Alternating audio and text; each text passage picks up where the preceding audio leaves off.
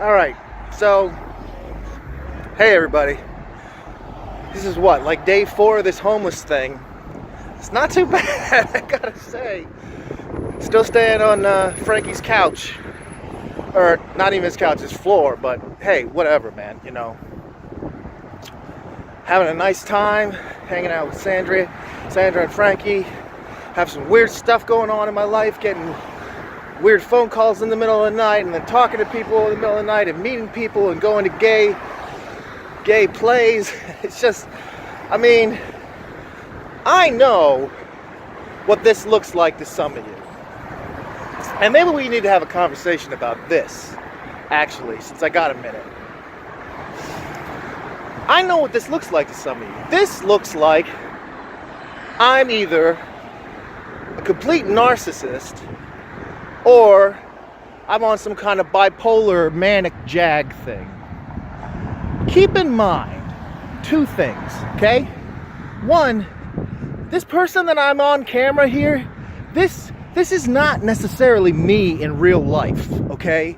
This is a character I've created. Kevin in LA is me to a great extent. I mean, he has all the right beliefs and everything. But he is a lot more confident. He's a little more in your face than Kevin is. And that's just the facts. So, you can't look at this and be like, oh, look at that guy. He's just full of himself. He's just full of himself and he's all crazy and stuff. And he's just got narcissistic personality disorder. Or he's got bipolar and that stuff. Because it's not. It's like saying fucking, watching Scarface and saying that Al Pacino's got some kind of crazy disorder because he shot a bunch of people with, I mean, he's just playing a character. Now I'll admit that I'm doing all this stuff and I'm writing in a certain way and I'm doing all this stuff and it can be seen possibly as that way, but I'm not doing anything crazy. I'm not getting in trouble. I'm not hurting anybody. I mean, that's the big thing. I'm being very polite to everybody I meet. Hello. See? And I'm just doing all this stuff and it's just not a problem. And I'm having a great time because I'm using this character to get me into situations. This is kind of like Hunter S. Thompson maybe, except not quite to that extent. Hunter S. Thompson was a crazy guy, but you know he wasn't that crazy 100% of the time. I mean, you know that like most, like at least some of Fear and Loathing in Las Vegas is like fiction, right? I mean, I know when I read it, I believed all of it, but that might just be me. But like, the fact of the matter is, you just can't do all that shit. And you can't be Kevin in LA all the time. And I'm not. And when I accidentally went into that VIP room last night, I just found myself there. And like people were giving me looks and stuff, but I just didn't care because why? What are they gonna do? They could kick me out, I guess. But I just didn't care. So I just like was really nice and talked to them and I sat down and started talking to people and I made some nice friends that night. It was totally fine. I met this girl, Erin, who was really nice and she wore black lipstick, which I thought looked terrible on her, but I wasn't gonna tell her that. And I met this guy, he was, I forget his name. And this other guy who was his brother, and he seemed like he was gay, but I don't think he was gay, he just kind of had that thing going. And then this other guy just kind of looked like and then there was like the puzzle master, and like all these people that, you know, I wouldn't normally meet, but because I was friendly and said hi, they just assumed that I knew what I was doing when I was there.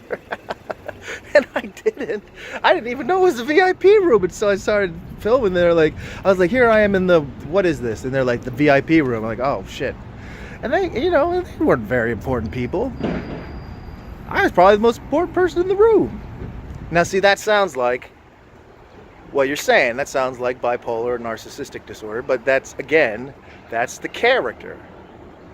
And that's what Kevin in LA would say. It's like, I was probably the most important goddamn person in that room anyway. So, blah, blah, blah. So, you guys on Reddit, you can like stop wringing your hands over me because I'm not in trouble. Everything's fine. It looks like I'm gonna end up going to that ranch for the next month and I'm gonna be like learn how to deal with horses and stuff, and I'm gonna be off the internet anyway, so it's gonna be fine. But I'm gonna get to edit my book hopefully, and I'm gonna get some time to like really kind of chill out with myself, which is not probably a bad idea at this stage.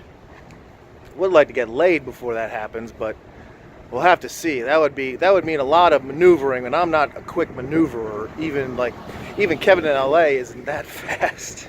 I have basically a night and a day to make that happen.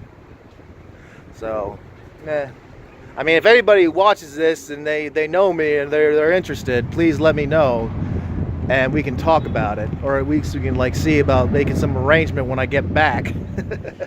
If you're not interested in doing it right now, because I'm probably gonna look pretty fantastic when I get back from this place. If I'm gonna be working on a ranch, I look like fucking Matt Damon or something.